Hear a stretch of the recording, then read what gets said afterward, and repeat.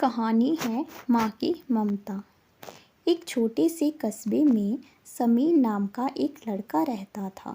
बचपन में ही पिता की मृत्यु हो जाने के कारण परिवार की आर्थिक स्थिति बड़ी दयनीय थी। समीर की माँ कुछ पढ़ी लिखी ज़रूर थी, लेकिन उतनी पढ़ाई से नौकरी कहाँ मिलने वाली थी।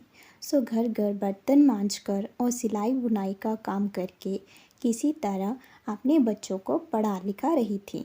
समीर स्वभाव से थोड़ा शर्मीला था और अक्सर चुपचाप बैठा रहता था। एक दिन जब वो स्कूल से लौटा तो उसके हाथ में एक लिफाफा था। उसने माँ को लिफाफा पकड़ाते हुए कहा, माँ, मास्टर साहब ने तुम्हारे लिए ये चिट्ठी भेजी है, ज़रा देखो तो इसमें क्या लिखा है।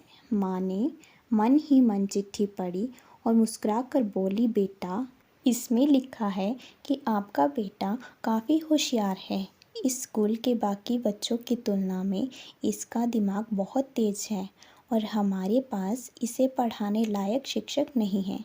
इसलिए कल से आप इसे किसी और स्कूल में भेजें। यह बात सुनकर समीर को स्कूल न जा सकने का दुख तो हुआ, पर साथ ही उसका मन आत्मविश्वास से भर गया कि वो कुछ खास है और उसकी बुद्धि तीव्र है।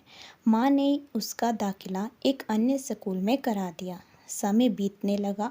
समीर ने खूब मेहनत से पढ़ाई की।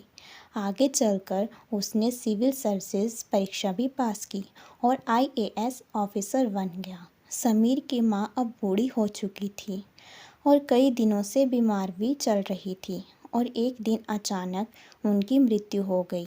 समीर के लिए ये बहुत बड़ा आघात था।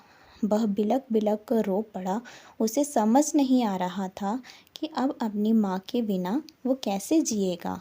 रोते रोते ही उसने माँ की पुरानी अलमारी खोली और हाथ में उनकी माला, चश्मा और अन्य वस्तुएं लेकर चूमने लगा। उस अलमारी में समीर के पुराने खिलौने और बचपन के कपड़े तक संभाल कर रखे हुए थे। समीर एक एक कर सारी चीज़ें निकालने लगा और तभी उसकी नज़र एक पुरानी चिट्ठी पर पड़ी। दरअसल वे चिट्ठी थी जो मास्टर साहब ने उसे 18 साल पहले दी थी। नम आंखों से समीर उसे पढ़ने लगा। आदरणीय अभिभावक, आपको बताते हुए हमें अफसोस हो रहा है कि आपका बेटा समीर पढ़ाई में बेहद कमज़ोर है और खेल कूद में भी भाग नहीं लेता है। जानना पड़ता है कि उम्र के हिसाब से समीर की बुद्धि विकसित नहीं हो पाई है, अतः हम अपने विद्यालय में पढ़ाने में असमर्थ हैं। आपसे निवेदन है कि समीर का दाखिला किसी मंदबुद्धि विद्यालय में कराएं और खुद घर पर रखकर इसे पढ़ाएं। समीर जानता था कि भले अब उसकी माँ इस दुनिया में नहीं रही, पर वो जहाँ भी रहे उनकी ममता, उनका आशीर्वाद सदा उन पर बना रहेगा। भगवान सभी जगह नहीं हो सकते, इसलिए उसने माँ बनाई। माँ से बढ़कर त्याग और तपस्या की मूरत भला और कौन हो सकता है। हम पढ़ लिख लें, बड़े होकर कुछ बन जाएं, इसके लिए वो चुपचाप ना जाने कितनी कुर्बानियाँ देती हैं। अपनी ज़रूरतें मारकर हमारे शौक़ पूरा करती हैं। यहाँ तक कि संतान बुरा व्यवहार करे तो भी माँ उसका भला ही सोचती है। सचमुच माँ जैसा कोई नहीं हो सकता। माँ के लिए मैं क्या लिखूँ?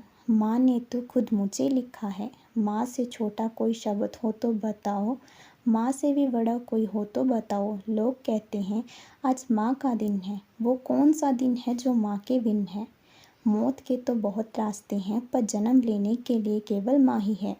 माँ इस दुनिया का सबसे खूबसूरत शब्द है। दोस्तों, हमारे जीवन में माँ का सबसे अहम रोल होता है। एक माँ ही होती है जो हमारी पहली गुरु होती है। माँ के प्यार को मरते दम तक नहीं भूलना चाहिए। माँ ने हमारे लिए क्या नहीं किया और क्या क्या उसने कठिनाइयाँ झेली हैं, इसको हरदम याद रखना चाहिए। दोस्तों, अगर आप भी हमारे चैनल पर पहली बार विजिट किए तो हमारे चैनल को सब्सक्राइब करके बेल आइकन पर क्लिक कीजिए, ऑल पर क्लिक कर दीजिए, ताकि जब भी मैं ऐसी वीडियो अपलोड करूँ तो सबसे पहले नोटिफिकेशन आपके पास आए।